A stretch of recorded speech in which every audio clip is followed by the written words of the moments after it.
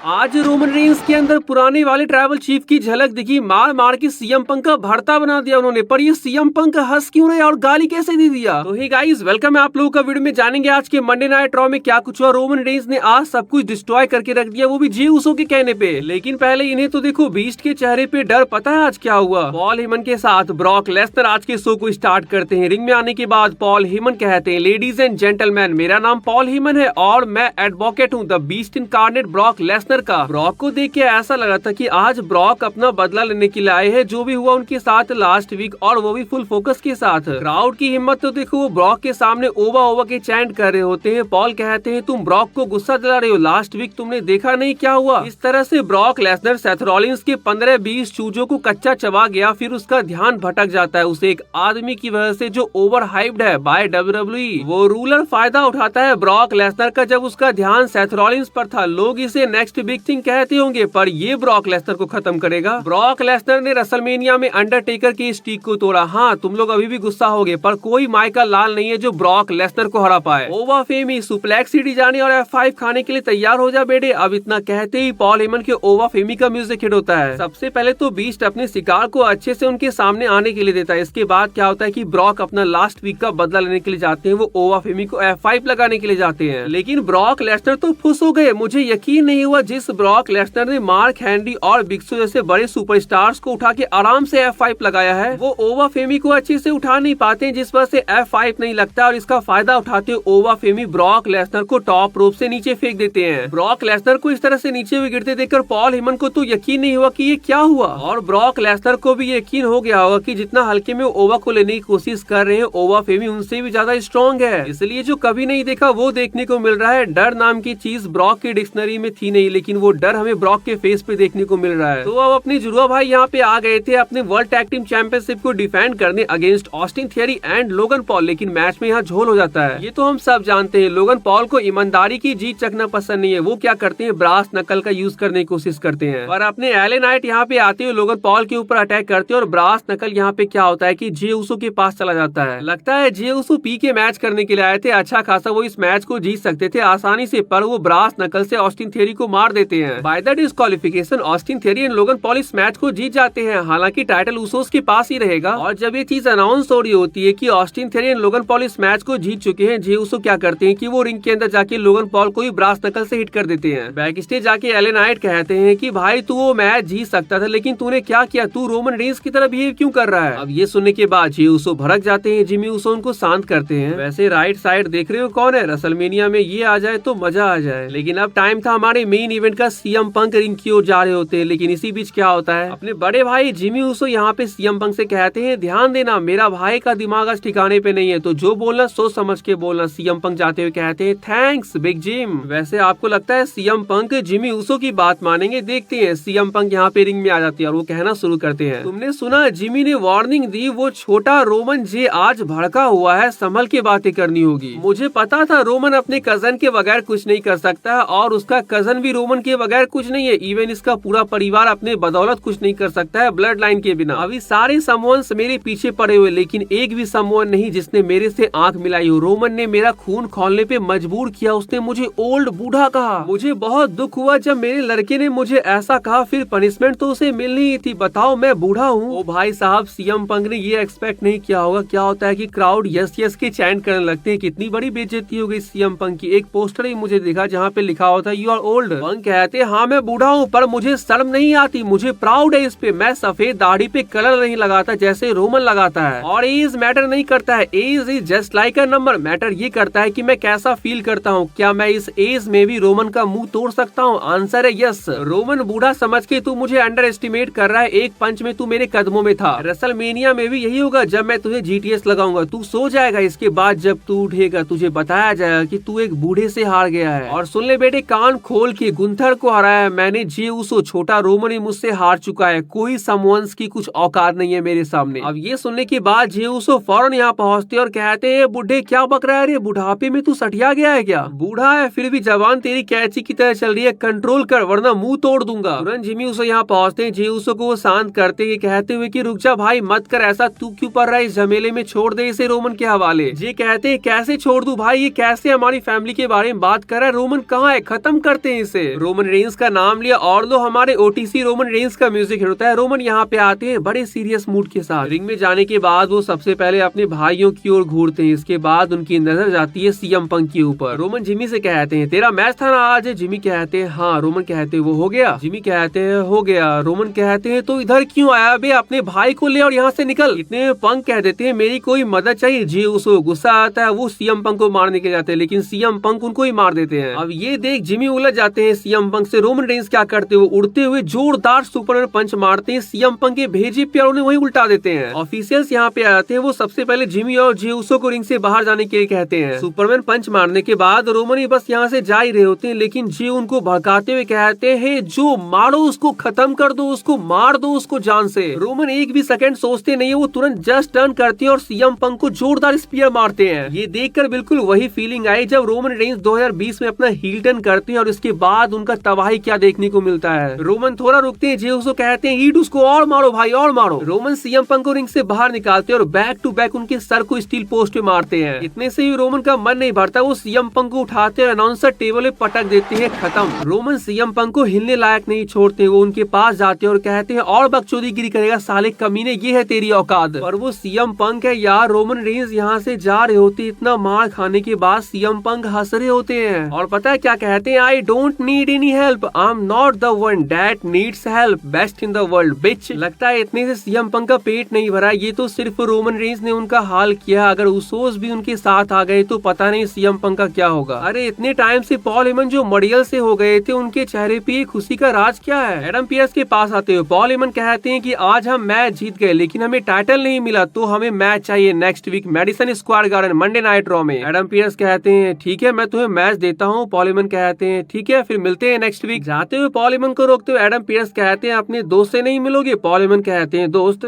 कौन दोस्त। Adam Pearce कहते हैं सेथ रॉलिंस इंतजार कर रहा है तुम्हारा रिंग में, जाओ। अब रिंग में आने के बाद पता है पॉल हेमन क्या कहने लगते हैं, I am having a really bad day, काफी बुरा दिन रहा ये मेरे लिए, एक पागल मेरे पीछे घूम रहा है, वो पगला है Seth Rollins, but I am a man, मैं अकेली हूँ और मुझे कोई बचाने वाला यहाँ पे नहीं आ रहा है सेथ रॉलिंस, तो आओ और मुझे खत्म कर दो। तो मास्क मैन यहाँ पे अपीयर होता है, वो अपने मास्क को हटाता है और सेथ रॉलिंस अपीयर होते हैं। लेकिन ये समझ नहीं आया पॉल हेमन यहाँ पे अपना बलि क्यों चढ़ा रहे हैं। अरे आप समझे नहीं, वो पॉल हेमन है। वो क्या करते हैं सेथ रॉलिंस के सामने बॉस्टन के पुलिस ऑफिसर्स को लाके खड़े कर देते हैं। अपना हाथ उठाते हुए सेथ रॉलिंस खुद को कानून के हवाले कर देते हैं। पॉल हेमन के खुशी का ठिकाना नहीं रहता है। चलो बला टली। अरे भाई जब बला टली गई थी तो फिर ये तुमने क्यों कहा। पॉल हेमन कहते हैं कि उसको पकड़ो, जोर से पकड़ो, वो भाग ना पाए। चलो यहाँ तक सही था लेकिन ये नहीं कहना था तू क्रिमिनल, तू जेल में सड़ना डिजर्व करता है और तू अपनी डॉटर और अपनी वाइफ को डिजर्व नहीं करता है। सेथ रॉलिंस जोर का मुक्का मारते हुए पॉल हेमन को उल्टा देते हैं लेकिन ऑफिसर्स आते हैं और सेथ रॉलिंस को गिरफ्तार करते हैं। लगा कि पॉल हेमन रोने लगे लेकिन ये तो खुशी के आंसू है भाई। इस अटैक के बाद पॉल हेमन सेथ रॉलिंस के ऊपर 1-2 केस और ठोकेंगे और उनको जेल में चक्की पिसवा के रहेंगे और उनका आटा खिला के रहेंगे। लिव मॉर्गन अपने मर्डर डोमिनिक के साथ मस्त चौड़ में आ रही होती है लेकिन पीछे से स्टेफनी वकर उनके ऊपर अटैक कर देती है। डोमिनिक उनको रोकते हैं तो वो डोमिनिक पे भी अटैक कर देती है। ये बहुत ज्यादा एक दूसरे से लड़ने लगती है, गोरिल्ला पोजीशन पे भी एक दूसरे को फोड़ने लगती है। लेकिन यहाँ पे क्या होता है कि डोमिनिक का मैच पेंटा के साथ होता है रिंग में। डोमिनिक आज अपना इंटरकॉन्टिनेंटल चैंपियनशिप किसी भी कीमत पे जीतना चाहते थे और वो बस जीतने ही वाले थे लेकिन फिन बैलर यहाँ पे आ जाते हैं। जेडी उनके पास पहुंचते हैं। वो सबसे पहले आस्टिन के साथ जेडी मैकडोनाल्ड को साइड करते हैं। इसके बाद डोमिनिक क्या होता है कि वो हार जाते हैं पेंटा से। हारने के बाद फिर यहाँ पे डोमिनिक को पेलना शुरू कर देते हैं लेकिन जब वो कूडेग्रा के लिए जा रहे होते हैं तो जेडी उनको बचा लेते हैं लेकिन फिन बैलर जंप कर जाते हैं इनके ऊपर। डोमिनिक यहाँ से भाग जाते हैं और फिन क्या करते हैं कि यहाँ पे मारना शुरू कर देते हैं जेडी मैकडोनाल्ड को और कूडेग्रा भी उनको ही लगता है। लेकिन कब तक भागेंगे डोमिनिक मिस्टीरियो, वो जहाँ भागेंगे फिन बैलर उनको वहाँ पकड़ के मारने वाले हैं। वैसे आज मंडे नाइट रॉ पर आईएसओ स्पीड आए हुए थे और भाई साहब डनहॉसन का कर्स उनको लग जाता है। इसके बाद इनके बीच हमें एक रेस देखने को मिलता है। आईएसओ स्पीड यहाँ पे खरगोश की तरह दौड़ रहे होते हैं एंड डनहॉसन कछुए की तरह, और कहानी के जैसे ही कछुआ यहाँ पे जीत जाता है, डनहॉसन पता नहीं कैसे जीत गए भाई साहब, वो टेलीपोर्ट हो जाते हैं और यहाँ पे आईएसओ स्पीड को समझ नहीं आता है। अब बेकी लिंच यहाँ पे आके कह रही होती है कि वुमेन्स इंटरकॉन्टिनेंटल चैंपियनशिप को मैंने बनाया most important, most interesting, most represented title. I made that title, पर तुम्हें ऐसा लगता है कि उस टाइटल को इजीली डिजर्व करती है। वो 10 साल यहाँ से गायब थी, अब तो मेरी डॉटर भी उसकी फैन बन चुकी है। हाँ वो होगी अपनी एरा की डॉन, पर आज की डॉन मैं हूँ। एजे लेके यहाँ पे आते के साथ बेकी लिंच क्राउड में भाग जाती है। एजे कहती है कि तुम खुद को ग्रेटेस्ट ऑफ दिस जनरेशन बताती हो तो क्यों तुम्हारी डॉटर मेरी फैन है। चलो उसे दिखाते हैं कौन ग्रेटेस्ट है greatest stage of all WrestleMania में। बैकी पूछती है श्योर तुम कंफर्म हो ना, क्योंकि 11 साल पहले जब तुम लड़ी थी रेसलमेनिया में तुम 10 साल के लिए छुट्टी पे चली गई थी। इस बार मैं तुम्हारा करियर ही खत्म कर दूंगा। जेवॉन इवेंस वर्सेस ग्रेसन वॉलर का मैच देखने को मिलता है। मुझे पता नहीं कि ग्रेसन वॉलर में क्या कमी है जो ट्रिपल एच उनको इस तरह से वेस्ट कर रहे हैं। वैसे इस मैच में ट्रिपल एच के फेवरेट जेवॉन इवेंस जीत जाते हैं। Kabuki Warriors versus Bayley and Lyra Valkyria का मैच देखने को मिलता है। बेली एंड लायरा वेल्किरिया इस मैच को जीत जाती है। नेक्स्ट वीक उनको मैच मिलेगा for the women's tag team championship. तो आज के इस वीडियो को पेंड करते हैं। ये थी हमारी मंडे नाइट रॉ की हाईलाइट। आई होप कि आप लोगों को वीडियो अच्छा लगा होगा। वीडियो अच्छी लगी तो चैनल को सब्सक्राइब कर लीजिएगा। मिलते हैं नेक्स्ट वीडियो में, तब तक के लिए बाय गाइज।